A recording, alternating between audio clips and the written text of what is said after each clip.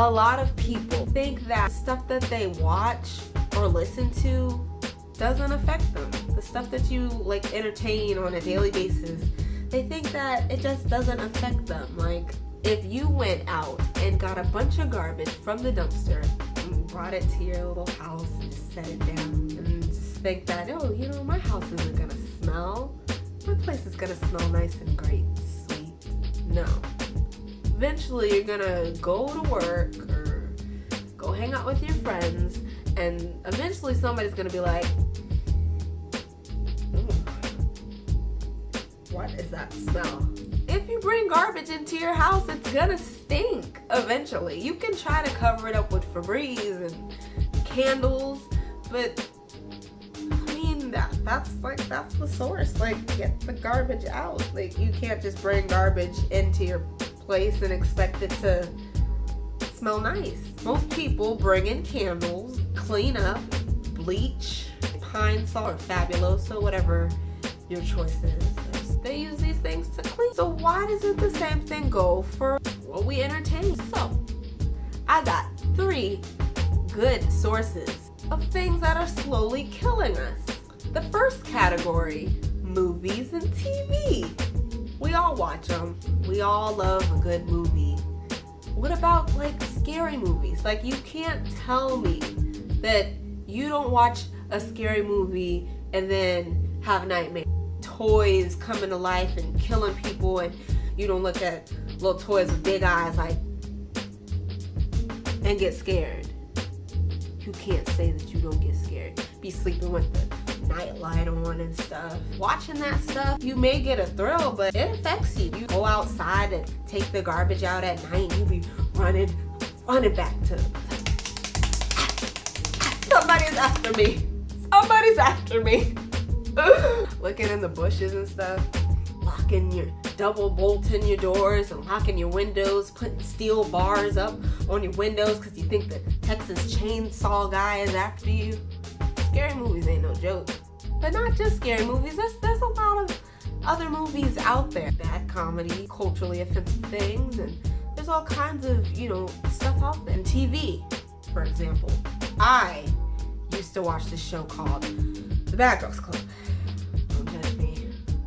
Don't judge me. It's back in my days. I used to be so into this show. Like, these girls were just all these bad, rude, disrespectful girls all living in this house. And, I guess maybe always at heart kind of wanted to be like rude, disrespectful, just like blunt or whatever. They would get in these fights, and like I would just get all riled up. Like, yeah, hit her, brain choker. Yeah. Like, these things, like, as harmless as it seems, it's just a reality TV show. It's just a show that comes on. I watch it, I go to sleep. I'm not gonna fight nobody, but these things, they have an effect on you. It's very subtle. It's a slow killer. What it was doing to me was it was making me feel like certain people deserve to get hit or beat down or jumped because of the way they talked or the way that they acted. Watching the Bad Girls Club it brought that anger out of me. Like, I would just, I don't know, sometimes I would go to sleep feeling angry because a girl got jumped or someone didn't get their revenge, or it made me too angry. I had to start cutting that out, cutting a lot of stuff out. I mean, not that I would, actually get up and hit somebody, but it could make me aggressive, more aggressive than I usually would be. Nowadays, movies have a lot of pornography scenes, and that's a whole topic on its own. Awkward, but yeah, we're gonna talk about it. Porn. I mean, it's very normal in today's culture to just indulge in a little bit of porn. And even watching that has a slow, subtle effect on you. I mean, you start objectifying women, if you're a guy, or even girls. Just start, looking at a guy differently. Like, the guy's looking at boobs and different things like that they shouldn't, and give the lust eye. You know what the lust eye is. Where you get that longing eye that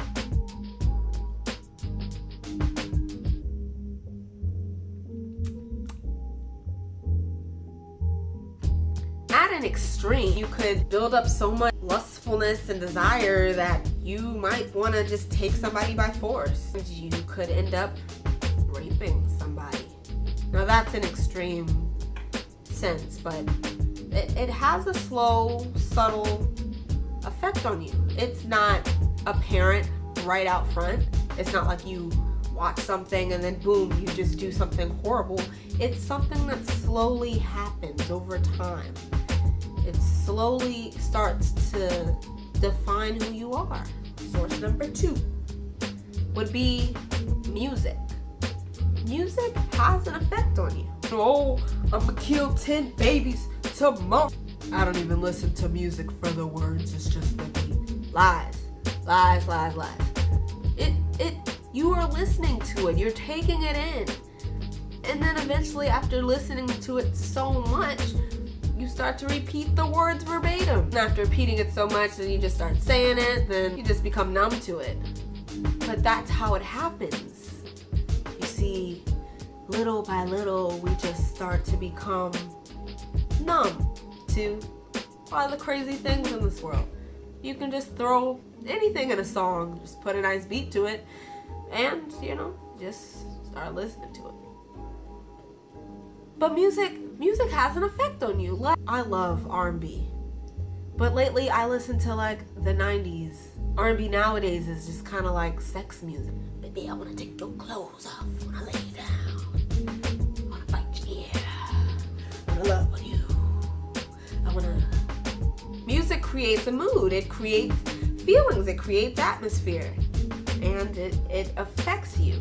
You can't just sit and listen to just anything that's out there. You can't just take all this in, because eventually what you take in is gonna come out.